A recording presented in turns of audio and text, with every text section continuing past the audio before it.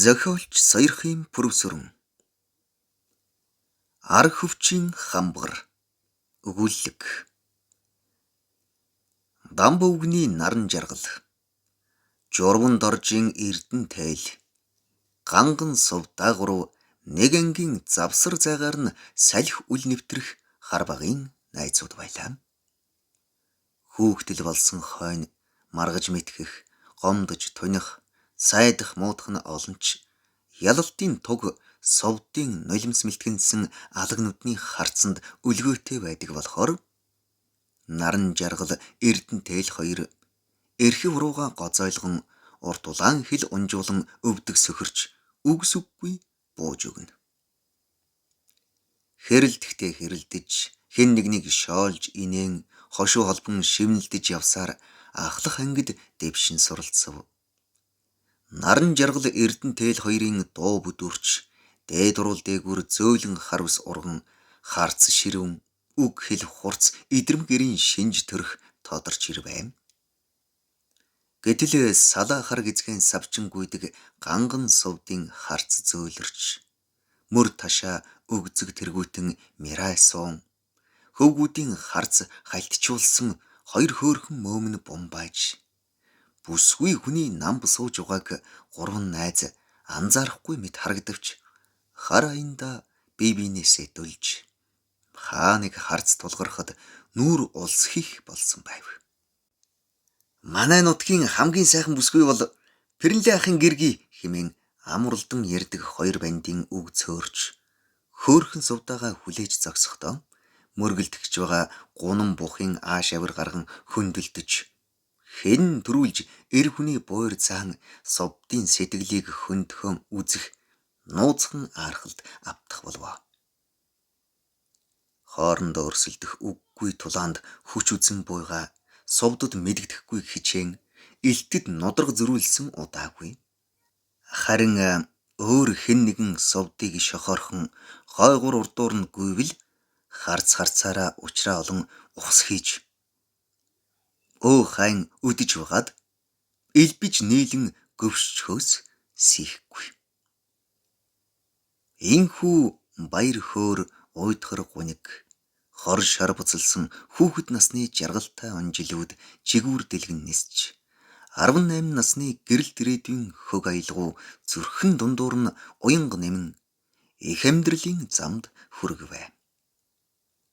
Цэргийн зарландууд хуудас өвдөлсөн хүүгэн дагуулан айл хунраар бууж мордон ява дамб өвгөн.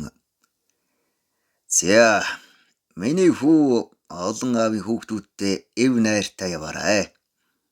Цэргийн жаа гэдэг чинь жавхаатай аавын хүү байдаг юм. Шин зэргүүдийг хөлөөж иргэлхээс эхлээд хоолоо идэхийн хүртэл заана. Эдэ чаатай сөргөлдвөл нойргүй гэж үгтэй юм. Аавна жинхэнэ жаа явлаа шүү дээ. Ангийн захирагч атаархам жавхаатай аавын хүү байлаа гэж яриад цээж ханхалзан явсаар цэргийн албанд мордуулав. Харин хар багын сурлах сайтай эрдэн тайл хүү малын эмч болох хүсэл мөрөөдөл давтан их хотын зүг шуудангийн машины твшин дээр суугаад явж одоход ганган сувд нулимс унган уйлсаар хөдөө гэртээ харлаа. Эцэг нь ороо морь хөөж уурга дайлан давхиж яваад ганга эрг рүү нисэн шилбний ясаа ташраар нь хугалж хэдэн сар яолж хэвтэх тул ээждийн хань болох үүрэг хүлээн сувд ангийн хоёр найзаасаа загтал хүлээн гэгэлзэн суудаг байлаа. Эр цэргийн албаа хил дээр өнгөрөөж эцгийнхээ багтан ярих дуртай жагсаалын дарга буюу хямрлаг жаа гэсэн алдар хүндийг сэвтээлгүй нүүр бардам халагдж ирсэн наран жаргал аав давн сүүлж ээждээ эрхэлж ганц хоёр хон хоноод сэтгэл зүрхний хайлан хөөрхөн сувдаатайгаа уулзахаар жолоо тодлохгүй давхиж хүрв. Ижинхэн гараа гарган уралсан саарл даавн дээл багдахыг харсан эцэг нь хүүгээрээ багтан наадам дүмсдэг хүрэн хамбан дээлээ гаргаж одоо миний хүү өмсөд үз. Аав нь аймгийн наадамд тав давхтаа өмсөж байлаа. Арайч тоодондохгүй болов уу гэж гэргийн өдөө баг хандсан харцаар маасан инээсээр нүд ирмэж байлаа. Нар салхинд түлэгдсэн хүдэр өргөн цээжинд нь багдсхийн таарсан хүрэн хамбан дээл өмсөж өргөн бүс бүсэлсэн наран жаргалыг уяан дээр тосч гүйж ирсэн ганган сувд инээмсэглэн гар барихтаа ялимгүй гэрвшингүй мишилцэж байв.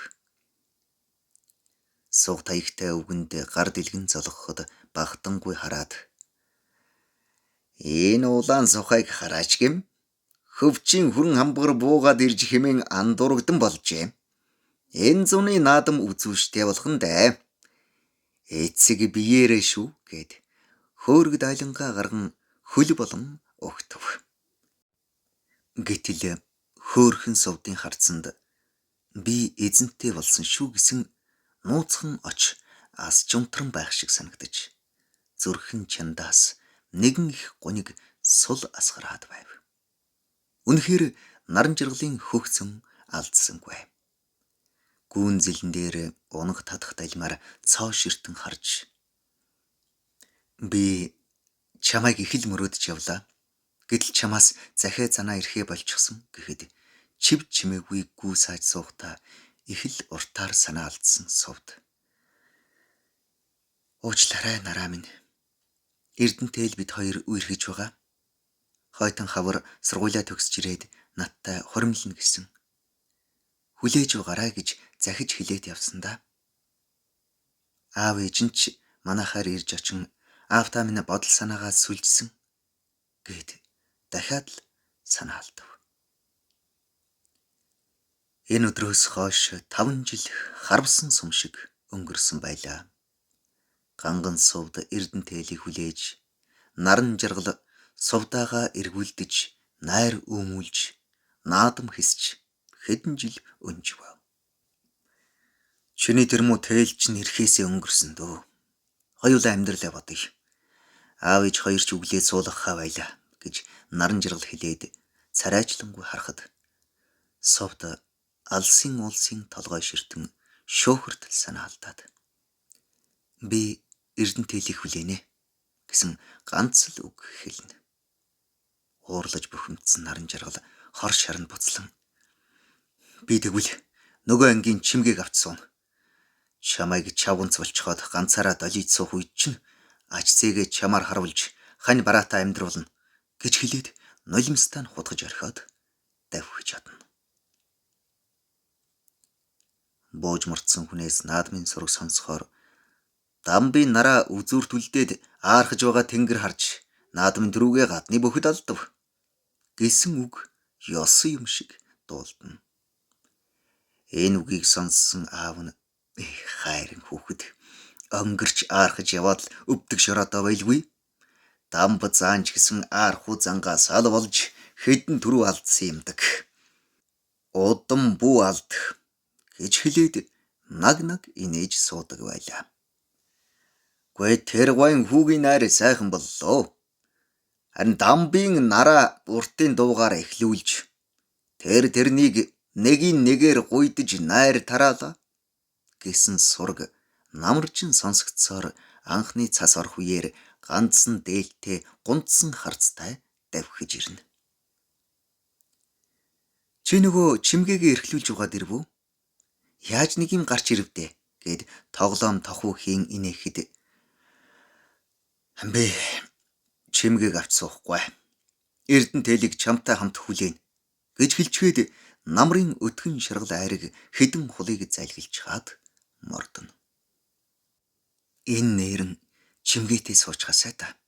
Хоёр хүүхэд нь тусд орчихсон. Чимгээ лав царай зүсээр гологдохгүй дээ гэж сэмхэн бодохоор өөрөө ч мэдлгүй нэг их гунигт автах бөгөөд аавынх нь хэлдгээр хөвчийн хүрэн хамгарыг өөр бүсгүйгээс харамлаад байх шиг санагдана. Нэг удаа малын бэлчээрт чимгээтэй уулзаад хүүхэд насаа дурссан ярианы завсар хавчуулж чимэн дамбын нарааг тушчаач танахаар бууж мартаад явдаг гэж олны салхинаас сонссон гэхэд гунигтай борно дээр ширтэн шилбүрийн үзүүрээр газар зурж сууснаа. Наран жаргал намайг яаж тоохов дээ хөө. Уулын оргилын хүрэн бүргэд болжмрын үүрэнд өндгөлдгүй юм. Тэр бол тэнгэрт үүрээ засах хан хурамстын хүрэн бүргэд шүү дээ гэж хэлээд. Чи харин эргэж ирэхгүй эрдэн тээлийг хүлээж суухаар наран жаргалтай хурмаа хийгээч. Цаадах чинь чамд хайртай гээд халамцуухан уйлж байна үлээ гэхэд сувдаад хэл хүүг олдсонгүй.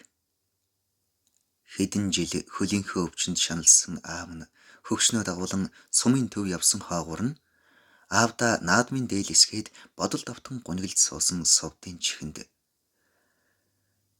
"Нохоо хорио" гэсэн өвгжүүр хүний дуу сонсогдов. Уяан дээр бууж байгаа жийтгэр харцтай өвгнийг харсан сувд "Нохой зуухгүй" гэсээр дөхөж очлоо. "За миний охин сайхан зусч байна уу? Аавжи хоёр нь хаашаа явчихав?" гэж давхцуулан асуугаад хултай айраг уухцуур. "Манай гэрээ мартсан гисэр малаа мартсан магсар энэ наадмаар ирэх гинэ. Явуулын хүнээр захиад айлгсан байна. Хамгийн түрүүнд чамд дуулах гэж яарч мордлоо л доо" гэд хөлсөө арчин суув. "Өө, эрдэн тээл маань хүрээд ирэх нэ" гэд инээд алдан боссон сувд гал дээрх тогоондоо ховмтой зөөхинөөс хийж шаргал ээзгийтэй хайлмаг хайлан тавглаж өвгний урд тавилаа. Хав халуун хайлмаг халбгадан өмгсөн өвгөн халуун цайнаас ганц аяг уучхаад босохдоо "За, би эртхэн мордож хэдэн адуугаан ойртуулъя. Сүүлийн 2 жил унаг уяагүй, хүүгэн ирэхэд уух айрагтай суухгүй болгооргүй. Танахаас маргааш айрагны хөрөнгө залнаа" гэсээр мордов. Олон жил хүүгээ хүлээсэн өвгний сэтгэлд жигүүр ургасан мэт давхиж одохыг харсан сувд "Хөрхитөө баярлаж хөөрөөд сүйд болж явна" хэмээн бодоод аавдаа исгсэн торгоо далд хийгээд авдар дээрх толиндоо нүрээ харам жуумалзаж нүд хөмсгөө солбон айлгүйтэж дуу аялан хэсэг суув. Цэцэг дэлгэрсэн зуны цэнгэл тэхэн өдрүүд жирэлзэн өнгөрсөөр наадам хаяан дэрлээ. Сэтгэлийн зул амаргаа хүлээсэн сувдын сэтгэлд наран жаргалыг багтаах зай байсангүй. Эрдэн тээлийгээ даган наадамд явхдаа өмсөх дээл зангидах алчуураа зэхэн гарвч орвч инээд алдан гүйж байлаа. "Энэ хүүхний хөл хөнгөрөөд нисэх нь халаг байна. Журвд оржийн хүү ирэх сурагтай. Голын урд журвд орж, голын ард манай хүүхэн хоёр л шөнд нойргүй өдөрт суудалгүй гигэлзээд байгаа бололтой" гэд хүд инээхэд "Иш, энэ олон жил тэр хар хүү гойн ганцаараа тэнж яваагүй байлгүй. Хүүхэн дагуулад ирэх вэ дээ" гэж хөгшин нь хэлээд санаа зовонгуу инээв хийлв. "За хаанаас та журвд орж хэрэг болгон ирж дуулганаа гэдэг чинь хүү эцэгтэй хэлсэн л байж таарна да" гэхэд хөгшин нь дуугарсангүй. Наадам зодглох бөгчүүд хэд гурваараа нийлж голын тохой уулын аманд ноцолдож өнчихэд ганцхан наран жаргал начин үзэгдэхгүй байлаа. Гэрийн хоймор гараа дэрлэн хэвтэх хүүгээ харж арга нь барагдсан дамбад заан уурсан хилэгнэж наадам хаяанд ирчгээд бахад зодог тайлсан харимл бүх шиг айраг гүзээлээд хэвтэх юм гэж зандарч амаргаа хүлээсэн айлын хүүхэн царайчилж урд хормоогоо өшгөж явхад наадмын од нь хаяхгүй хаачих байт гэд бухимдаж байлаа. Дэл сүлийн боосон морд хөдөлсөн уяач нар тал талаасаа зуглаж наадмын ногоон дэнж тойрон алгэрийн асар майхан салхинд дэрвж алтан тууртын тоосонд дэлхий бууралдсан наадмын урд өдөр журвд оржийн хүү эрдэн тээл эхнэр хүүхдээ дагуулan их хотоос давхин ирсэн байлаа. Хэл сурггүй 5 жил алгуулсан хүү нь хот газрын ганган шаавай хүүхэн дагуулan өлгийтэй хүү тэврэн ирэхэд журвд оржийн хот айл хөл хөөрт автаж найр наадмын уухай гол ус цалигтал бужигнж байлаа. Хүүтэйгээ хамт гүн зэлөөд алгасан журвд орж хүүгээ зэмлэнгүй харж "Чи чинь Нөгөө муу сувд охиныг хэдэн жил хүлээлгэж байгаадаа санаа чинь зовхгүй байгаа хүн үү? Хм? Хүний хүүхэнд амьдралаа бодороо гэд холын хүнээр үг дайлагчих ухаан чамд алгуу. Одоо яаж эцгийнхэн царайг харна та? Гэхэд аав минь сунайсан 5 жил шүү дээ. 20 гаруйхан насны дэврүүн зан гинэн итгэмтгий ааш олон жилийн сунгаанд хуучраа байлгүй дээ. Хэл сураггүй намайг хүлээгээд сууж байна гэж ч юу байх вэ? Гэхэд хүүгээ алгадаад авмаар санагдж байлаа. Журвын хүү эхнэр хүүхдээ дагуулад нутагтаа ирж гин. Том албаны дарга болсон гинэ. Хайрыг үрэнд баян таран амьдардаг гин шүү гэсэн үг наадамчдын ам дамжин хүү гэж байлаа. Таанчтэй гэсэн ганцхан бодолд шалб норсон хөөхөн сувд. Ижи аавтайгаач үг хэлцэхгүй голын тохойн бургас дунд урсгал ус ширтэн сууж байлаа. Нойтын ширгэн дээр 2 өвдгөө тэврэн амьгүй мэт гүлийсэн нүдээр гол ширтэн суугаа сувдыг аргадахаар очисон ээж нь аргаа барсандаа нулимсаа арчин буцлаа. Гэтэл нар шингэхээс өмнөхөн унжава морьтойн ялгахын аргагүй ижлэхэн зүсмийн цолон цоохор морь хөдөлсөн дамбын нараа давхиж ирээд гүлийсэн хүүрийн сууж байгааг хараад дугаарай гэж тас инээж. Наадмын гоёлоо өмс. Хоёулаа мордноо. Чамд аймгийн заа найзаа танилцуулдаг хэрэг. Энэ сумын дэвжийг эзэгнэхлэгж ногт ганцгалж ирсэн давлуухан эр бий дэхөө. Манай нөгөө ангийн чимгээгээс эхлээд энэ сумын хүүхнүүд хөгшин залуугүй унж өгж байна гин. Миний хөөрхөн совд тэдний урдуур оочр дайрч ороод бухан хүзүүн дээр зайдалчих гэд тас инээлээ. Энэ сумын дэнж дээр галзуу нараа гэж өлсгөлэн араатан байгааг мэддгүй заана уу гэд нулимсаа арчин харахад хээ шааггүй инээд алдсан наран жиргал. Бижилгүй айжилгүй хөвчийн хүрнэл гэсэн үг гэд инээд алдав. Хөвчийн хүрэн хамбар гэдэг чинь чи босуу гэсэн совдын нулимс гүйлгэнсэн нүдийг харж үлж чадан голын урсгал өөд жижиг чулуу нислэнгаа. Би яах вэ? Ясыг бодон гарна. За тэгээд энэ сумын бярн боосон эртээ идтэй бөхчүүд архайлдж байгаад манай найзад хосоо шувтруулна биз гэд гунигтайхан хэлв. Би тэгээд чамайг унахыг харж нулимсыг чинь арчиж өгөх юм уу гэсэн совдын зүг ожцохилсан харцаар цочмог харснаа. Бүгдийг эвхээ чижчихвэл чи яах вэ гэхэд мөрийний даагыг чинь хөтлөөд хандсан зүгт чинь дагаад л давхдаг байх та гэхэд гараа тас зангидсан дамбын нараагийн 2 шанааны булчин арьсаа зад татан гараад ирхнүүдээ гэмээр гүрвсхийн зангирч байлаа. Би яалаад өгнөөхөө. Явъя. Гэд совдын гараас татан босгоод морой хөдлөн зэрэгцэн алхлаа. Түрүү бүхийн одог ийсэн сайхан орой ачаа. Зохилог бичсэн Сойрхын пүрв сүрэн уншсан Эрхэнбаярын Батторж.